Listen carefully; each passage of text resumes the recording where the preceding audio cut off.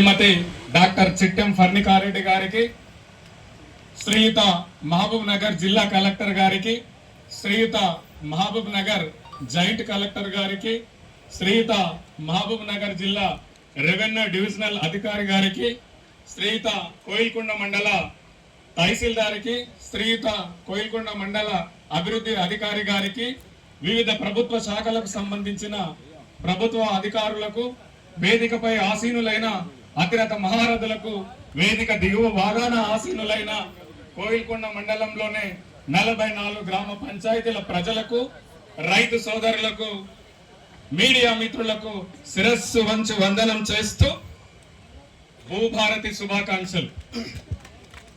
మిత్రులారా, మనందరికీ తెలుసు, గత ప్రభుత్వం 2020 నవంబర్ 2న ధరణి పోర్టల్ చట్టాన్ని తెచ్చింది. ఆ ధరణిలో భూములు ఉన్నోళ్లకు లేనట్టుగా, లేనోళ్లకు ఉన్నట్టుగా ప్రభుత్వ భూములను ప్రైవేట్ వ్యక్తులకు కట్టబెడుతూ భూ రికార్డులు మార్చడం, తద్వారా రైతుల ఇబ్బందులు పడడం, ఇలా ఒకటి కాదు రెండు కాదు ఎన్నో సమస్యలకు ధరణి పోర్టల్ నిలయంగా మారింది. కోరి కొట్లాడి తెచ్చుకున్న తెలంగాణ రాష్ట్రంలో పటేల్ పట్వార్ వ్యవస్థను రద్దు చేస్తూ గ్రామాలలో ఉండేటటువంటి రెవెన్యూ భూ రికార్డులను మండల కేంద్రాలకు తరలించడం జరిగింది. తెలంగాణ ప్రాంతంలో ప్రజలకు, రైతులకు ధరణి పోర్టల్ అనేటటువంటిది ఒక పీడకలగా మారి ఒక తహసీల్దార్ మీద పెట్రోల్ పోసి తగలబెట్టడం, అదే కాదు ఒక తెలంగాణ రాష్ట్రంలోనే కనీవిని ఎరగని విధంగా మన ఇబ్రహీంపట్నంలో ధరణి భూతంలో వచ్చినటువంటి మార్పుల వల్ల జంట హత్యలకు కారణమైంది. అదే కాదు, 1 గుంట 2 గుంట భూముల కోసం అన్నదమ్ముల మధ్య విడదీయలేని కొట్లాటం చేసింది. అదే కాదు, సిరిసిల్లలోని ఒక మహిళ తన భూమి కోసం ప్రభుత్వ అధికారుల చుట్టూతో తిరుగుతూ ఆమె ఎన్నో మర్రలు పెట్టుకున్నా ఇక నాతో మిగిలిందేమీ లేదు, నా మెడలో ఉన్న తాళు పెట్టుని తహసీల్దార్ ఆఫీస్ కు వేలాడదీసి ఇక నాతో మిగిలిందేం లేదు, తాళబొట్టు తప్ప నా పేరు మీద ఉండేటటువంటి భూమిని బదలాయించమని తహసీల్దార్కి మొరపెట్టుకోవడం జరిగింది. అధికారుల పైన పెట్రోల్ తగాదాలు జరగొద్దని, జంట హత్యలకు కారణం కావద్దని, అన్నదమ్ముల మధ్య కొట్లాడి విడిపోవద్దని, తాలిబొట్టులు తాకట్టు పెట్టొద్దని తెలంగాణ రాష్ట్రం సంచలనంగా ఒక నిర్ణయం ప్రకటించి భూభారతి చట్టాన్ని మనందరికి చుట్టంగా తెచ్చిందని మీ అందరితో సవినయంగా విజ్ఞప్తి చేస్తున్నాం. గత ప్రభుత్వ లెక్కల ప్రకారమే గత ప్రభుత్వం చెప్పింది ధరణిని ప్రవేశపెట్టేటప్పుడు అసెంబ్లీ సాక్షిగా గత ప్రభుత్వం చెప్పిన మాట ఏంటంటే ధరణిలో ఇంకా 18 లక్షల భూములు పెండింగ్ లో ఉన్నాయని ఒక మాట చెప్పింది.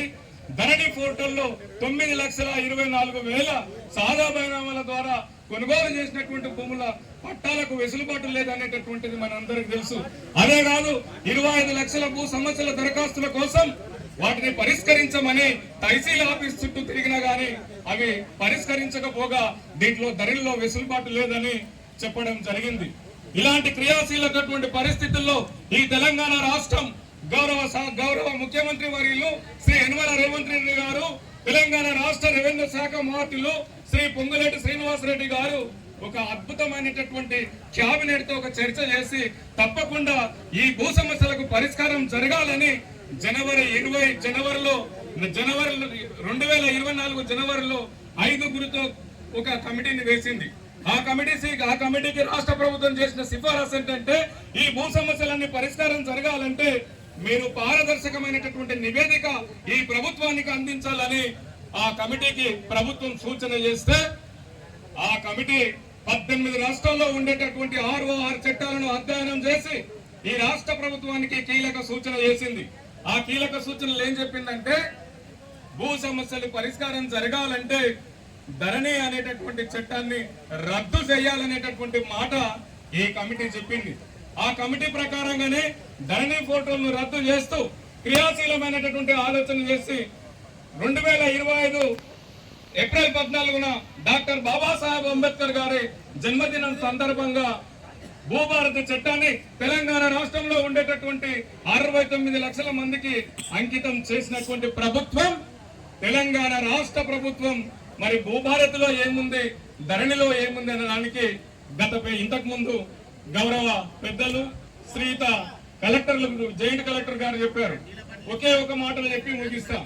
ధరణిలో ఉండేటటువంటిది మన లెక్కల మనం చెప్తున్న మాట కాదు, గత ప్రభుత్వం చెప్తున్న మాట. ధరణిలో ఏముంది, 18 లక్షల ఎకరాల భూమి ఇంకా ధరణిలో నమోదు కాలేదు. సాదా బైనామాల ద్వారా పట్ట కావాల్సినటువంటి భూమి 9,24,000 భూమి అట్లాగానే ఉన్నది. అదే కాదు, రైతులు దరఖాస్తులు పెట్టుకొని మాకుండేటటువంటి చిన్న చిన్న సమస్యలు పరిష్కారం చేయాలని రైతు దరఖాస్తులు పెట్టినటువంటి దరఖాస్తులు 25 లక్షల దరఖాస్తులు అలాగనే ఉన్నాయి.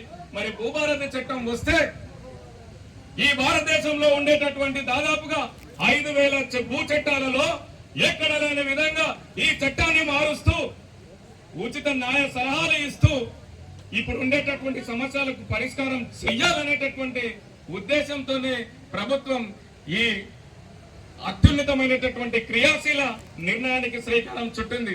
అందుకు తెలంగాణ కోయిల్కొండ మండల తరపున తెలంగాణ రాష్ట్ర ముఖ్యమంత్రి వర్యులు గౌరవనీయులు శ్రీ యనమల రేవంత్ రెడ్డి గారికి, తెలంగాణ రెవెన్యూ శాఖ మంత్రులు శ్రీ పొంగులేటి శ్రీనివాస్ రెడ్డి గారికి, కోయిల్కొండ నారాయణపేట ముద్దు బిడ్డ, కోయిల్కొండ ఆడబిడ్డ గౌరవనీయులు శ్రీమతి ఫర్ణికారెడ్డి గారికి కోయిల్కొండ మండల తరపున ధన్యవాదాలు చేస్తూ, భూభారతి అంటే మనకు చుట్టం, భూభారతి అంటే భద్రత, భూభారతి అంటే భరోసా, భూభారతి అంటే సర్వ సమస్యలకు పరిష్కారం అని తెలియజేస్తూ ఈ అవకాశం ఇచ్చిన మీ అందరికీ ధన్యవాదాలు.